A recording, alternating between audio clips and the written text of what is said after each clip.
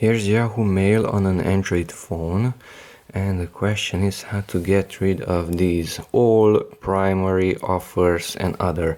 It says no messages yet. It's not showing my emails, but it's showing those tabs up there, and every time I have to tap on the all and then I will see my emails. So how to get rid of those? Tap on the upper left corner your icon and that mail. Tap there. Go to settings, it has a wheel, and inbox categories. Customize your inbox. Tap on inbox categories. Inbox categories automatically sort messages into categories. Disable that one. Tap on that blue icon. It moved to the left and it disabled all of them.